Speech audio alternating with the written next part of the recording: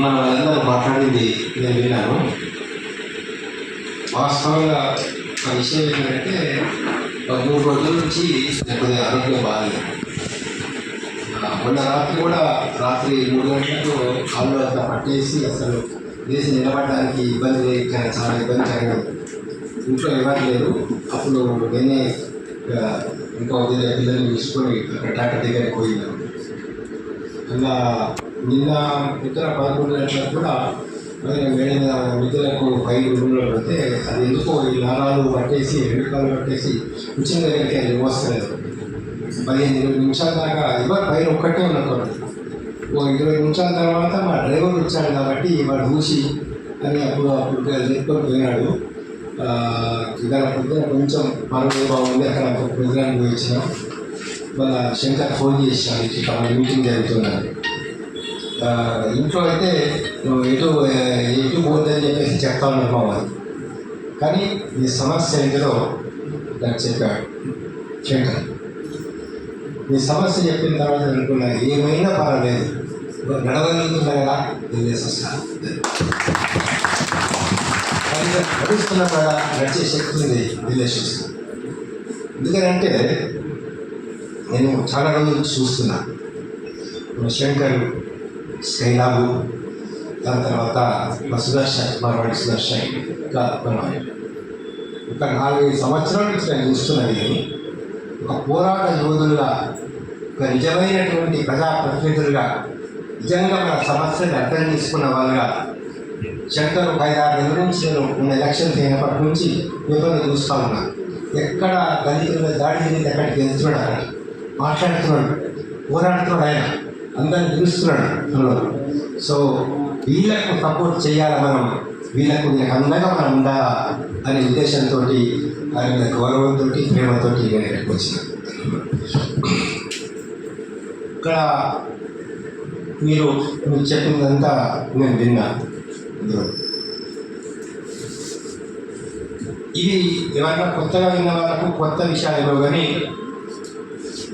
ఇటువంటి ఘోరాలు చాలా సంవత్సరాలు జరుగుతున్నాయి, చాలా రోజుల నుంచి జరుగుతున్నాయి. మన దేశంలో అయితే కొన్ని వేల సంవత్సరాల నుంచి ఇలాంటి ఒక అన్యాయ దుర్మార్గాలు జరుగుతుంది. ఒకప్పుడు ఈ దేశం మొత్తం మనది, ఇక్కడ భూములన్నీ మనవి, వ్యవసాయం అంతా మనది, అంటే పేదవాళ్ళది. ఎస్సీలు కావచ్చు, ఎస్టీలు కావచ్చు, బీసీలు కావచ్చు, గరీబులు కావచ్చు, కష్టజీవులు. ఎప్పుడైతే కొంత దుర్మార్గమైనటువంటి కొంతమంది వాళ్ళు వేటాడి జీవించేవారు, గుర్రాలు ఏనుగులు పెట్టుకొని వేటాడి కత్తులు పట్టుకొని, మనమేమో వ్యవసాయం చేసుకోవాలి. వాళ్ళు మేకోసం కుండలు చేసుకోవడం, బట్టలు వేసుకోవడం, చిన్న చిన్న పనులు చేసుకోవడం, వృత్తులు చేసుకోవడం, అంటే సంపదను ఉత్పత్తి చేసేటటువంటి క్రమంలో మన దేశంలో ఉన్నటువంటి టైంలో కూడా వాళ్ళు వచ్చి దాడి చేసినప్పుడు ఆ యుద్ధాలలో కూడా వాళ్ళ దగ్గర ఆయుధాలు ఉంటాయి కాబట్టి ఇక్కడ వాళ్ళు ఓడిపోవడం జరిగింది. ఓడిపోయిన తర్వాత ఏం చేస్తానంటే, ఓడిపోయిన వాళ్ళేమో 180 మంది, 90 మంది, గెలిచిన వాళ్ళేమో 10 మంది. వాడు ఏం చేస్తాడు, అందులో తన రాజ్యంలో ఎక్కడక్కడ ఫలానా విష్ణు రామచంద్రారెడ్డి ఈ 10 గ్రామాలకు నువ్వు దొర, ఇంకో దగ్గర ఫలానా తెలుగు దొర, వీటికి 20 గ్రామాలు, ఇక్కడ ఫలానా ఇంకా జమీందారు, జాగీర్దారు, భూస్వాములు ఇదంతా పెట్టేసిన తర్వాత అన్నిటికంటే దుర్మార్గమైన పని వాళ్ళు ఏం చేసినారంటే, అసలు వీళ్ళు తిరుగుబాటు చేయకుండా ఉండాలా అంటే 2 ఉండదు. ఒకటి జ్ఞానంకు దూరం చేయాలి, జ్ఞానంకు దూరం చేయాలి. రెండవది పోరాడే శక్తికి దూరం చేయాలి. అది ఏం చేయాలా అని ఆలోచించి దుర్మార్గంగా ఒక ధర్మశాస్త్రం అని పేరు పెట్టారు, మనుధర్మశాస్త్రం అని పేరు పెట్టారు.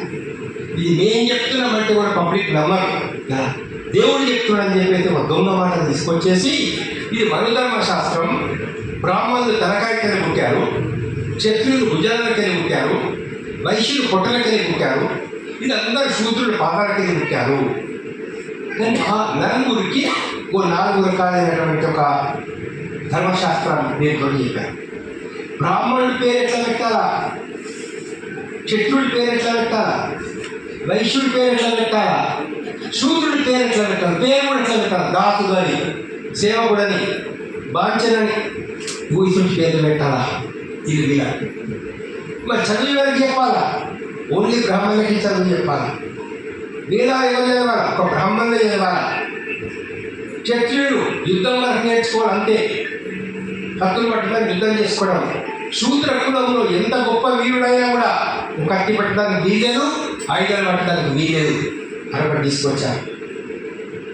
ఆస్తులు మనం మనధర్మ శాస్త్రం దాని యొక్క పుస్తకాన్ని రాస్తున్నా అన్ని వివరంగా కూడా శూద్రుడు ఆస్తి సంపాదించుకోవడానికి వీలేదు. శూద్రుడి పేరు మీద ఆస్తి ఉంటే బ్రాహ్మణుడు కానీ క్షత్రుడు కానీ కత్తులు తీసుకొని వాడి ఇంటి మీద దాడి చేసి వాళ్ళని చంపేసి ఆస్తి లాక్కోవచ్చు. ఇది ధర్మమే ఒప్పుకుంటుంది. శూద్రుడు తపస్సు చేయొద్దు, శూద్రుడు గుడిలోకి రావద్దు, బావిలో నీళ్ళు తాగద్దు, చెరువులో నీళ్ళు తాగద్దు. ఒక దుర్మార్గమైనటువంటి విధానం తీసుకొచ్చారు.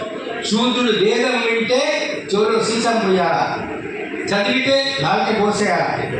ఇక బ్రాహ్మణుడు పొరపాటున శూద్రుడు వినేటట్లు కనుక మంత్రం చదివితే ఆ బ్రాహ్మణుని మన కులంలో తీసేసేయాలి. శూద్రుడు వింటే బ్రాహ్మణుడు చెప్పేటప్పుడు గోడ సాటుకుంటే విన్నా కూడా బ్రాహ్మణుడే తప్పడా, వినకూడదు శూద్రుడు.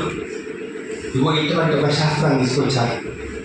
మళ్ళీ వీళ్ళని మానసికంగా పూర్తిగా బాధితం చేసుకునే ఉద్దేశంతో ఏంటంటే, అరే కిస్మరా, నీ కర్మరా, నీకు దేవుడు ఇక్కడ రాసి పెట్టాడు, నీ పుట్టుకనే అటువంటిది, నీ పుట్టుకనే ఎటువంటిది, కాబట్టి ఇది దాన్ని పడి ఉండాల్సిందే అని ఒక దొంగ శాస్త్రం తీసుకొచ్చింది. ఇది ఒక 2-3 వేల సంవత్సరాల కాలం మొత్తం సమాజాన్ని అనుభవించింది. అప్పుడు ఫస్ట్ టైం మనకు ఇది ఏంటి ఇంత అన్యాయం జరుగుతున్నది, మరి వేదాల్లో ఇట్లా ఉన్నదా, మరి ధర్మశాస్త్రం మీకు చెప్తున్నదా, ధర్మం అంటే ఏంటిది, మంచి అంటే ఏంటిది, మానవత్వం అంటే ఏంటిది అని ఫస్ట్ టైం గౌతమ బుద్ధుడు ఆలోచించి ఇదంతా తప్పు, అందులో ప్రతి మనిషికి ఒకటే, అందరిలో ఉన్న ప్రాణం ఒకటే, అందరిలో ఉన్నటువంటి ఆత్మ అనేది ఒకటే, ప్రతి ఒక్కడు కూడా మంచివాడు కావచ్చు, ఎక్కువ తక్కువ అని ఏం లేదు, దేవుడు పెట్టిండని వాళ్ళు చెప్తూ ఇది తప్పు, అబద్ధం అని చెప్పేసి ఫస్ట్ టైం గౌతమ బుద్ధుడు చెప్పాడు.